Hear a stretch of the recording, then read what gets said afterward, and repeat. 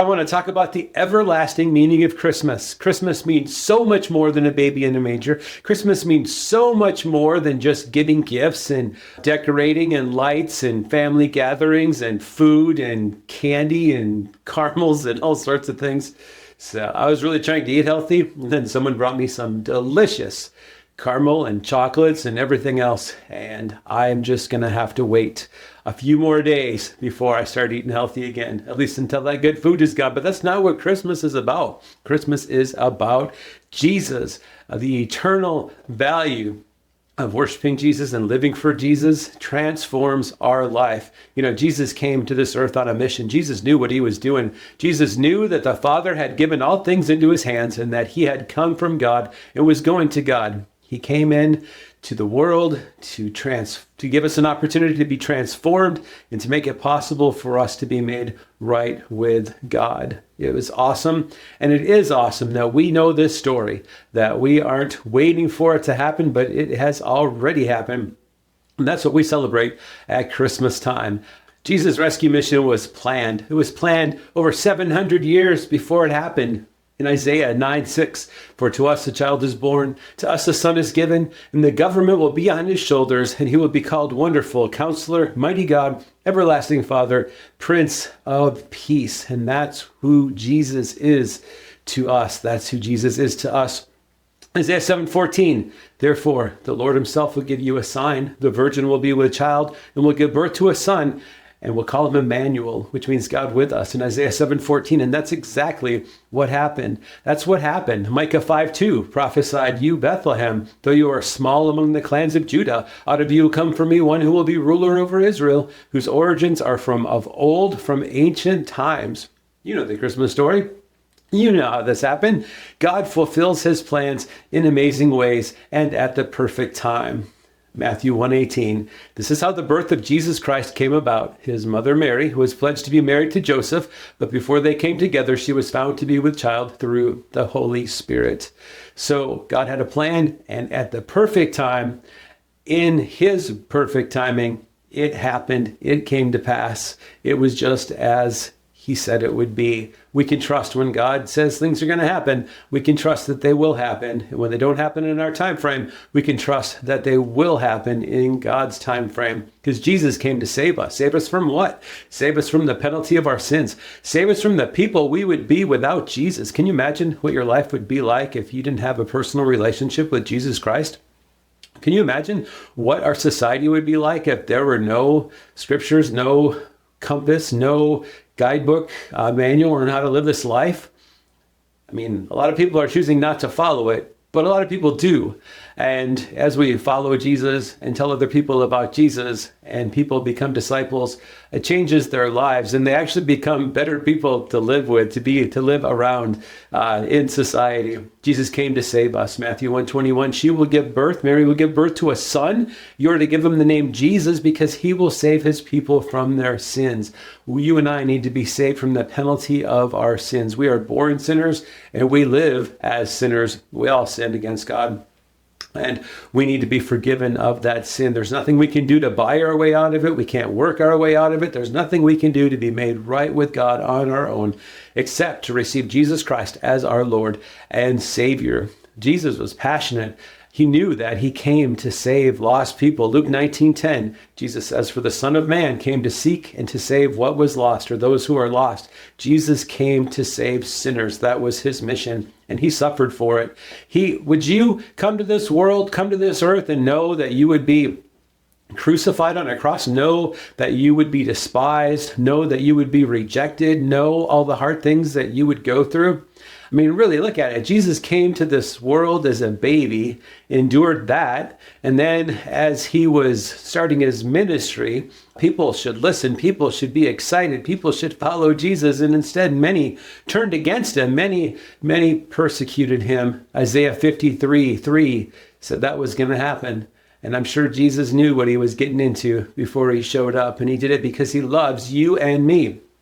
He loves the world, and he wants them to come into a right relationship with God through faith in Jesus. So I'm going to talk about that in a minute. But Isaiah 53:3, about Jesus, it was foretold that he was despised and rejected by men, a man of sorrow and familiar with suffering, like one from whom men hide their faces. He was despised, and we esteemed him not. Surely he took up our infirmities and carried our sorrows, yet we considered him stricken by God, smitten by him, and afflicted. Christmas is about Jesus, who grew up to love us, and he was willing to endure all sorts of pain and difficulty for us. He didn't have to endure it. He didn't have to put up with it, but he did because he loves you and I and all the people in the room with you and all the people around you. Jesus took our punishment. Isaiah 53:5. He was pierced for our transgressions. That's what on the cross, when he was crucified, he was crushed for our iniquities, our sins. The punishment that brought us peace was upon him. So he took our sins and exchanged our sins for his righteousness. By his wounds we are healed. We all like sheep have gone astray. Each of us has turned to his own way, and the Lord has laid on him the iniquity of us all. Jesus took upon himself our sins so that we could be forgiven, so that we could be positionally sinless. That's so awesome. And this is why we celebrate Christmas. So Christmas is so much more than toys or Santa Claus or reindeer or even snow, even though I'm happy to see the snow. So Jesus' blood removes our sin. He shed his blood on the cross. Blood is what was required. In the Old Testament, they would sacrifice animals. The animal's blood was what was required to cover the sins of people, a temporary covering until Jesus came. Hebrews 9:22, in fact, the law requires that nearly everything be cleansed with blood, and that without the shedding of blood, there is no forgiveness, no remission of sins. And John 1:29 says, the next day John the Baptist saw Jesus coming toward him and said, "Look, the Lamb of God who takes away the sin of the world." And maybe that's one reason why the angels appeared to shepherds, is because they knew that Jesus would be the good shepherd, and he is also the Lamb of God, who is the ultimate sacrifice to make it possible by the shedding of his blood for our sins to be forgiven. That's what Christmas is all about. And you know what's even better than that? Even better than a get out of hell free card, even better than just having our sins forgiven, even better than having a manual for living, is knowing that Jesus plans to always be with us. His eternal plan for us is for us to be with him. To be saved and, put on our own planet to do our own thing, that's not as exciting as knowing that we get to dwell with Jesus and be with Jesus. John 14:1, I know you love this verse as much as I do, this passage. Jesus says, "Don't let your hearts be troubled." There's sure a lot of reasons to be troubled: sickness, job loss, all sorts of insecurities and difficulties, and oh man. But Jesus says, don't let your hearts be troubled. Trust in God. Trust also in me. In my Father's house are many rooms. If it were not so, I would have told you. I'm going there to prepare a place for you. And if I go and prepare a place for you, I will come back and take you to be with me, so that you also may be where I am. Jesus went to prepare a place for us. So some people say, well, he's been gone a really long time, so it must be a really big place. Now, I'm pretty sure he could prepare that place as fast as he wanted to, but he's just waiting until the perfect time to return. The longer we wait for Jesus to return, the longer he takes to show up, the more people that have an opportunity to be saved, the more people have an opportunity to be born and be able to experience eternity with us. I mean, think about this. Maybe your children haven't been born yet, and Jesus is going to wait, and your children will be born, and they'll get saved, and they will spend eternity with you. You don't even know who they are yet. They haven't been born. They don't even have names. But as Jesus waits, more and more people are born into the world, and those are people that we may spend eternity with. So future grandchildren, so exciting. Friends, neighbors, lost people that get saved, spending eternity with them, spending eternity with Jesus. And Jesus is the only way to God. Thomas says, Lord, we don't know where you're going, so how can we know the way? And Jesus says, I am the way, the truth, and the life. No one comes to the Father except through me. So Jesus is the way. There's all sorts of religions, all sorts of counterfeits, all sorts of other ways, all sorts of moral choices, all sorts of lists that you can keep to try to be made right with God. But Jesus is the only way.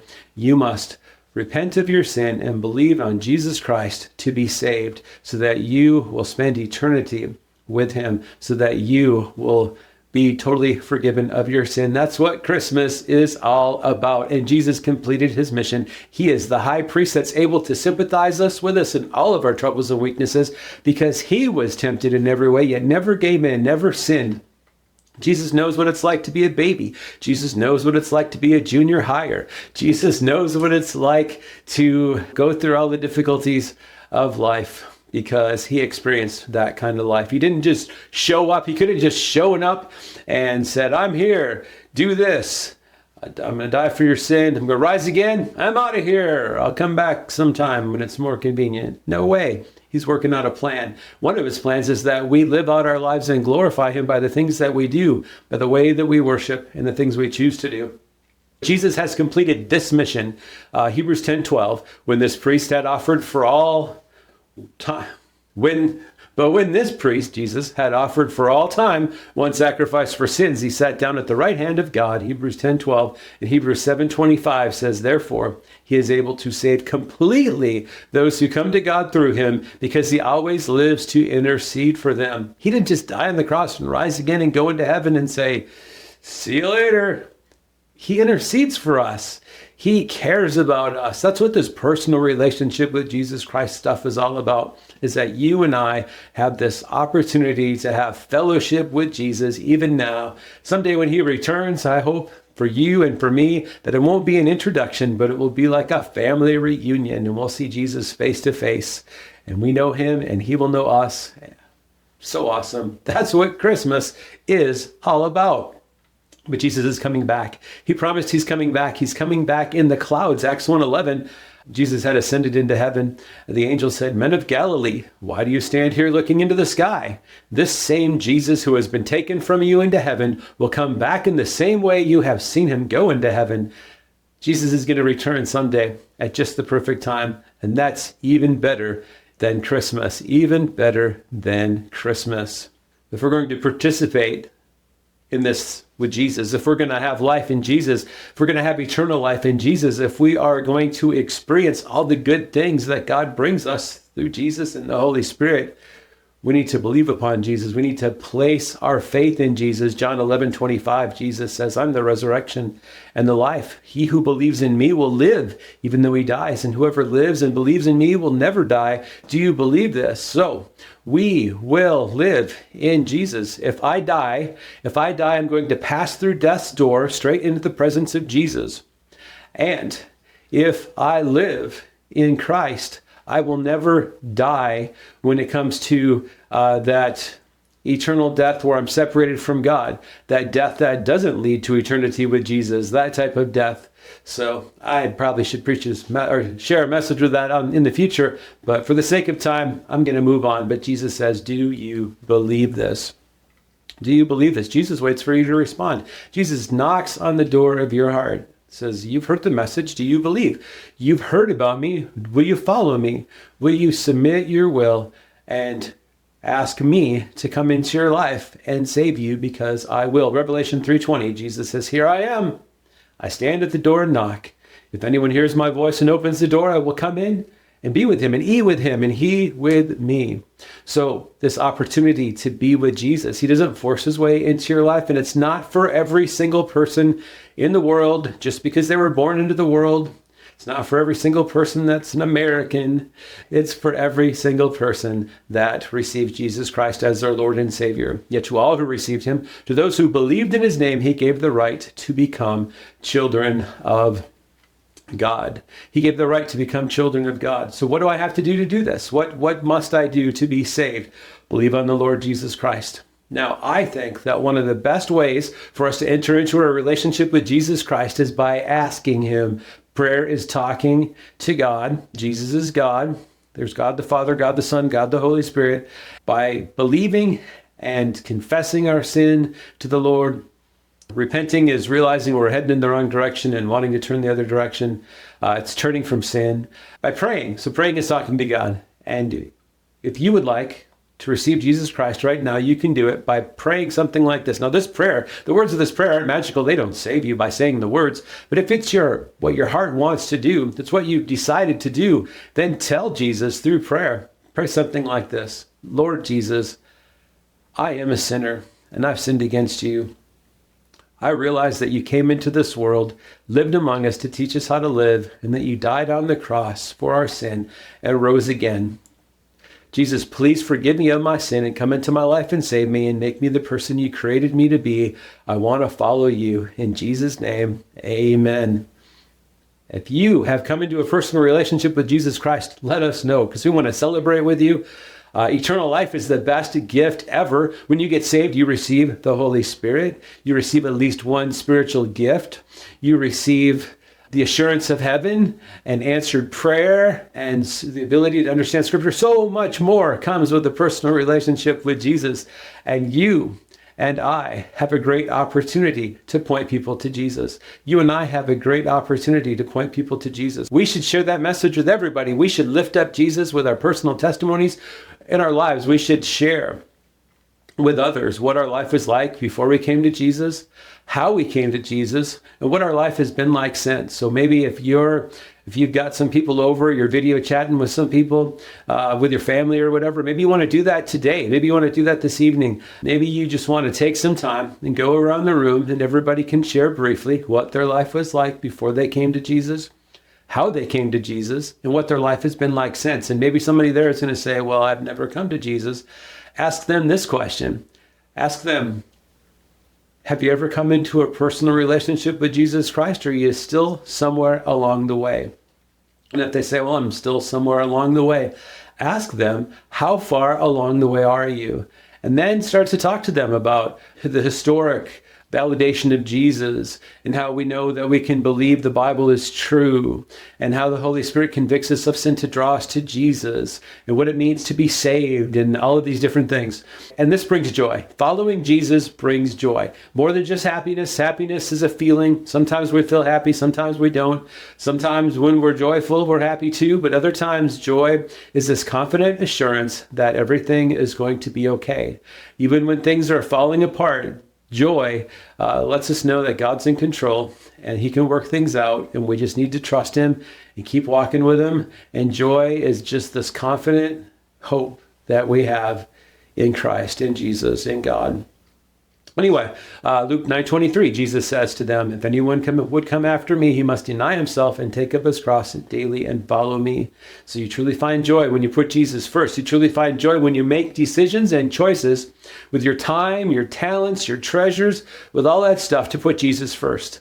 You know, when we give to the Lord first with our income, he can bless our income and he can provide for us. And as we see God providing for us, and we know we've been faithful to give back to him as an act of worship with our income, that brings joy. And when we use our talents and our time, we put Jesus first, it brings joy. So in the coming year, focus on what can you do to live more for Jesus and experience more of that joy. John 15, verse 11, Jesus says, I've told you this so that my joy may be in you and that your joy may be complete. When we live in Jesus, it leads to joy and contentment. Even when things are difficult, even when things are falling apart. And then finally, one thing I like about Christmas is that Jesus rewards the faithful. Jesus rewards the faithful. That means when I serve Jesus, I can expect reward. I can expect reward now or an eternal reward. That's not my total motivation for serving, but it surely is a great motivation to know that he's going to return and he's going to reward us according to what we've done. Revelation 22:12, behold, I'm coming soon. My reward is with me, and I will give to everyone according to what he has done. These rewards we can take with us for eternity. These rewards are significant. Would you like to have your life acknowledged by Jesus, complimented by Jesus? Would you love to hear Jesus say about your life, well done, good and faithful servant? That would be so awesome. And what a great way to live. And when we think about Jesus, his plan, his purpose, his provision, and even the fact that, if we live right, there could be promotion for eternity in Jesus. I mean, just think. If Jesus finds us faithful in this life today, then in the rest of eternity, he might give us greater opportunities to do so much more